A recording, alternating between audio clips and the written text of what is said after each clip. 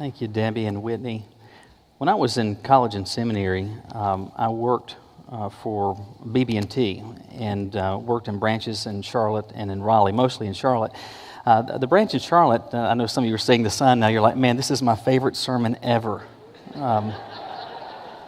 Anyway, the branch I worked at in Charlotte had a fair amount of commercial business, and every day you would have all sorts of businesses coming in, and most of the time I did not enjoy having to wait on them because most of the time they were pretty sizable transactions, a lot of stuff to have to count. Oftentimes they would come at really bad times when everybody else is, and so the lines would get long.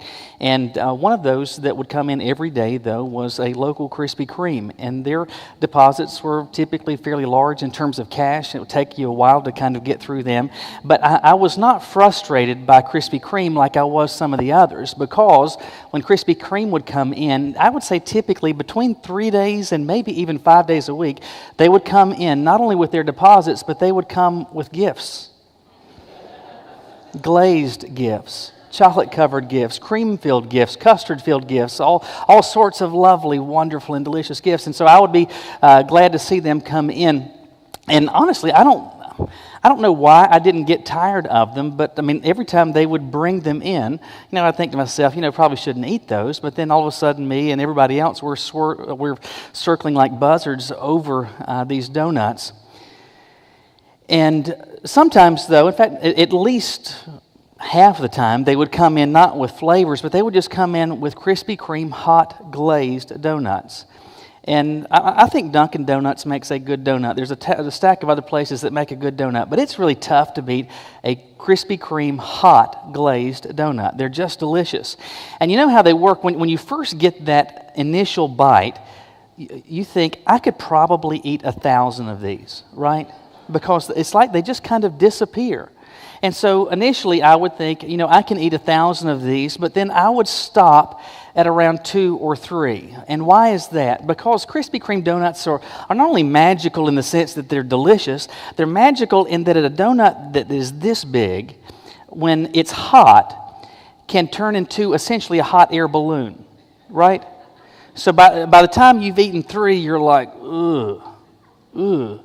Thought I could eat 1,000. 3 is kind of my limit. And so this has been the progression of experience. I thought to myself, I don't need this. I shouldn't have this. That would taste really good. I think I'll have 1.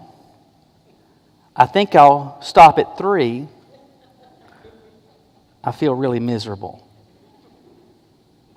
Now, those of you who have been around Krispy Kreme enough times over the years can identify with that experience. But even if you've never been to a Krispy Kreme donut place anywhere, ever gotten full on anything, you have had at some point in your life a very similar experience as it relates to your conscience. Now, we've been in this series that we just started a couple of weeks ago dealing with this God-given gift that every single person has. This internal sense that we have, and at least in the most general sense, of that which is right and wrong, things that are in bounds and things that are out of bounds. And every person that God has made on the face of the earth that has ever lived, God has wired and as part of us being in His image, He has made us with this internal warning system that we know as a conscience. And not only are you aware of the fact, by virtue of your experience, that you have a conscience, you're also aware of your conscience in the sense that you know what it feels like when that conscience is violated. So there are instances where your conscience, when faced with a decision, your conscience has raised the red flag, has kicked off some red lights and some sirens and said, hey, don't do this. That's the boundary line. Do not cross that. Don't do that. And you know what it's like to cross that line. And after you've crossed that line, your conscience bothers you, doesn't it? It makes you feel miserable. It makes you feel miserable. For me, with the donuts, it started this way. I ought not have that. I don't need that. That's not good for me. Sure would taste good. I'll have one. I'll have three. I'm miserable. You have experienced with your conscience something very similar. Probably, almost certainly this week. I shouldn't do that. That would feel good. That would be fun. Oh, I think I will do that. I have done that. I feel miserable. That whole violating your conscience thing stinks, doesn't it? The feeling that generates is lousy. And none of you in your right mind, myself included, would say, hey, put me in that line so that I can feel that way. So we would all, in one accord, say that feeling is unpleasant, it is undesirable, it is miserable. And so let me share with you some good news. You do not have to feel that way.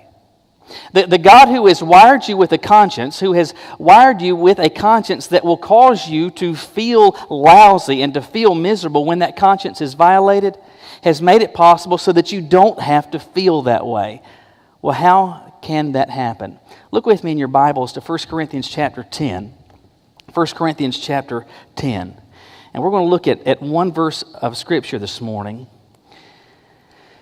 But as you're looking there, let me set the stage for the thought that we're going to give consideration to. That lousy feeling that you experience when your conscience is violated occurs when your conscience has kicked off these warnings and you decide to ignore them.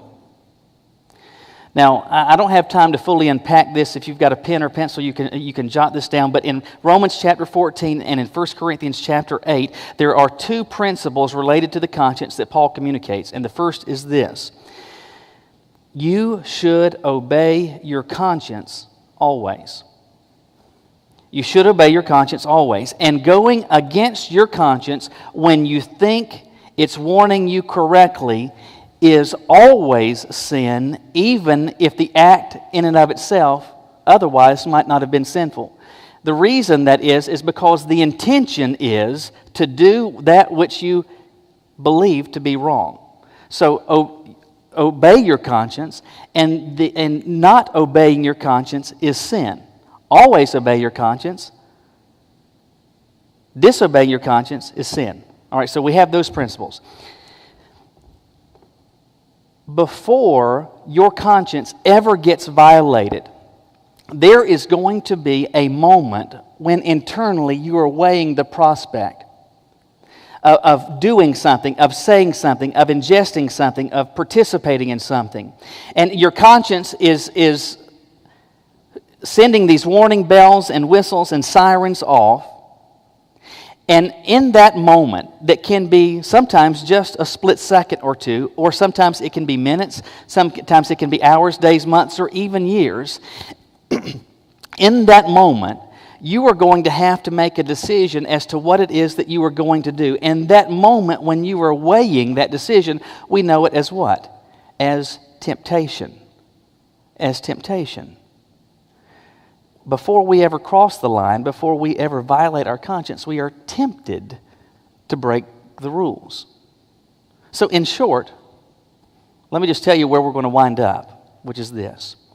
That lousy feeling that your conscience makes you experience, you don't have to experience that if you get temptation under control. If you and I can not only experience temptation, but do so successfully and victoriously, that lousy feeling that we don't want to sign up for, we absolutely can avoid. So how do we do that? Paul answers that for us in just one verse in 1 Corinthians chapter 10. Look with me at verse 13.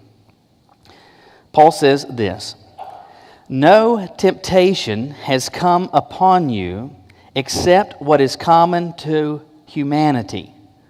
But God is faithful. He will not allow you to be tempted beyond what you are able, but with the temptation He will also provide a way out so that you may be able to bear it." So he begins out of the gate by taking something off the table. In fact, 3 times Paul is going to take something off the table, and as he does so, he is going to effectively establish a principle for us with regard to temptation. What does he first take off? Paul takes off the table the prospect of there being varying, differing levels of temptation. notice what he says. No temptation has come upon you. So there is no temptation that you have experienced, or the person next to you, in front of you, beside you, in this room, in this city, this state, in this world. No one has experienced a temptation except what? He says the sort that is common to mankind. Now, that doesn't mean that we're all tempted with the same thing. Like, for example, I have never had the opportunity to even be tempted with illegal drugs. I've never been in a circumstance or an environment where that has even been a possibility. Plenty of others have. The temptation in terms of specifics may vary. What does not vary is the intensity. Put another way, you don't get tempted worse than I do. I don't get tempted worse than you do. So what he's taking off the table is this possibility that, my conscience is violated regularly, and I feel regularly lousy because, I am tempted just to the nth degree. And, what I'm dealing with, the choices I'm having to wrestle with, other people around me, that's why they're able to skate by, because they don't have it as bad as I do. And so Paul is taking that off the table, and he says, you know what, that's not true. No one ever has, is, or ever will experience any temptation except the plain old ordinary sort. The specifics of the temptation may differ, but not the intensity. So he's taken something off the table and he's communicated a principle. And what's the principle? Here it is. Temptation only occurs in regular strength. Temptation only occurs in regular strength. He says that what you experience is that which is common to man, but then he continues by saying, and it's almost as a parenthetical. He says, but God is faithful. Now, why would Paul interject that thought? That doesn't seem to have anything to do with temptation. The reason that he interjects that thought is because everything that follows after that hinges on the reality of the faithfulness of God. Now, what does the word that is translated as faithful actually mean? It means someone that is worthy of trust, one that can be relied on. So everything that follows is contingent on the reality that God is not simply worthy, but He is implicitly worthy of your trust and absolutely can be relied on. So what follows that's contingent on that? He says, this one who is faithful will not allow you to be tempted beyond what you are able. So I said he's taking stuff off the table and establishing some principles. What is it that he is taking off the table? He's saying that because God is implicitly worthy of trust, there is something He will not permit to occur. And that supposition is founded on the notion that God is in control. He says God's not going to allow you to be tempted beyond what you are able. Again, that notion is founded on this reality. The God who made everything was not simply in control in Genesis 1:1. He remains in control to this very moment. And because that is true, and because it is true that He is faithful, absolutely, completely reliable, you can take it to the bank that God is not going to permit you to be tempted beyond what you are able. So He's taking off the table this notion that you are going to be able to be tempted to a degree that it's just impossible to resist. School just started, a week or two ago now, and so if you're like me and you've been driving about in the morning or afternoons, you have gotten stuck behind a school bus, and you probably describe it the same way. You get stuck behind a school bus. You're not privileged to ride behind. We get stuck behind school buses, and I find that to be kind of unpleasant now, but it used to be a lot worse. Like, for example, when I was in school, I don't know about other states, but certainly in the state of North Carolina, school buses could go up to 35 miles an hour. If they were out on Interstate 40 and the speed limit is 60, they could go 35 miles an hour. If the speed limit was 25, well, they could go up to 35 miles an hour. It didn't make any difference. And the only time they could ever exceed that is if they were going down a big, steep hill, and the bus would actually roll 36, 39, 42 miles an hour. But you could have a bus driver who has their foot pressed to the floor, and that bus is only going to go, what? 35 miles per hour. Why? Because the state imposed on these buses that they be manufactured and that they are shipped with governors on them. Which is to say, you can press the gas as hard as you want, but it will not permit that bus under acceleration to go faster than 35 miles an hour. And so you'd get behind them, especially if it's a 45 mile an hour zone or a 55 or a 65 mile an hour zone. It was enormously frustrating to get behind one of those buses, and you're just puttering along like Magoo at 35 miles an hour, and you're stuck, you can't pass. And then they'll turn on those red lights, and then you get stopped. Everything about it was unpleasant. And the temptation would be, or the thought would be like, man, I'd like to come by and pass and just wave my fist at the driver or wave other things at the driver, and you could be so angry and frustrated at the driver, but why would you do that? That's essentially useless. Why? Because that driver is not ultimately in control. That driver, he or she, has a little bit of leeway, but it doesn't make a difference whether they are Mario Andretti or they're Magoo. They can't drive that bus more than 35 miles an hour. Period. It is that same principle that Paul is trying to communicate with regard to temptation. God is in control.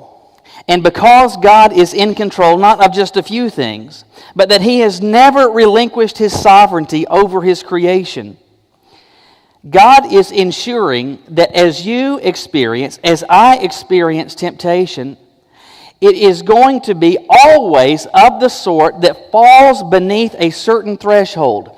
It is never, ever, ever once, in the past, in the present, or the future, never will it exceed your ability to withstand. Period.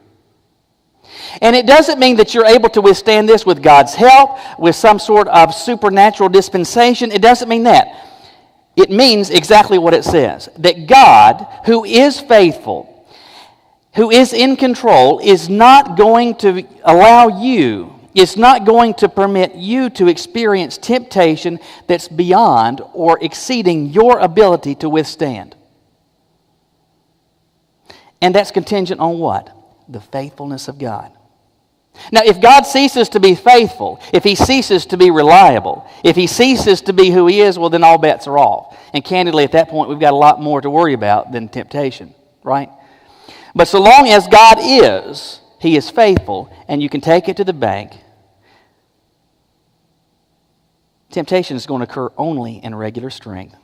He's removing the possibility and taking off the table that you can experience temptation that's greater than your ability to withstand. And in doing so, communicates the second principle, which is that temptation does not come. In fact, it never comes with overwhelming force. Linked and inextricably linked to the faithfulness of God and His control is the certainty that your temptation, my temptation, that whatever I have, am, or will experience is not going to exceed my ability to withstand. It does not come with overwhelming force. The temptation you experience, God knows that you're only able to experience it. Not only that you're able to experience, but that you're able to withstand it. And so He's got His foot on the throttle, on the pedal. He's established a governor. It cannot be but of a certain magnitude.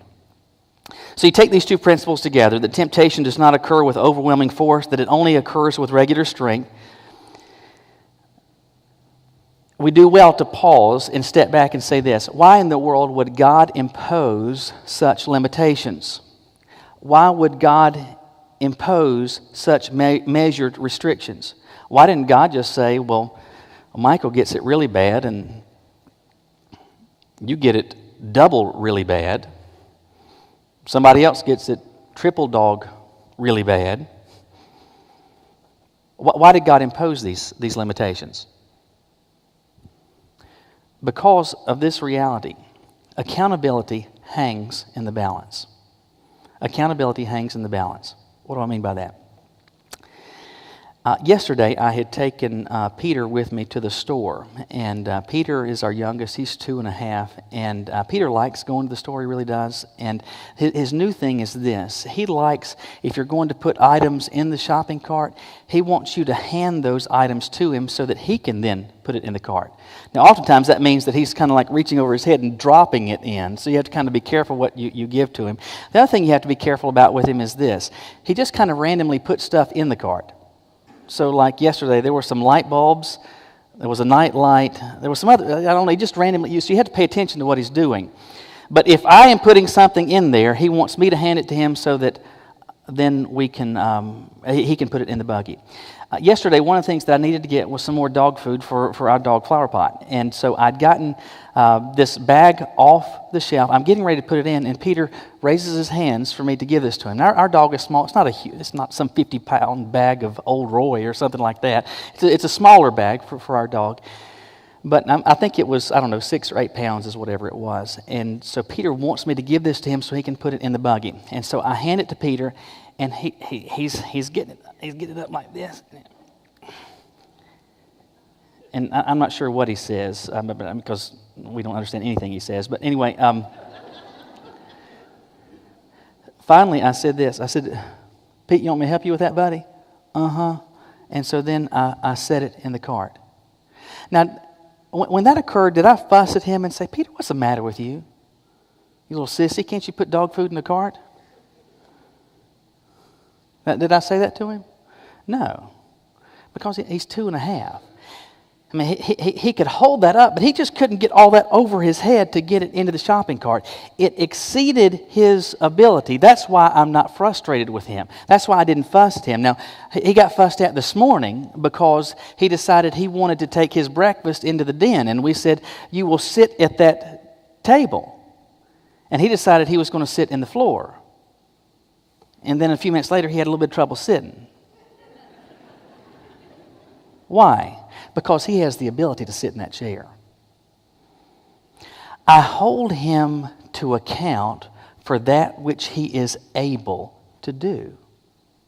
I didn't fuss at him for not being able to lift that bag over his head. That exceeds his ability, but it is absolutely within his ability to get his little rear end off of the floor and sit in the chair at the kitchen table. He can and should do that. And so what do I hold him to account for? That which he can and is able to do.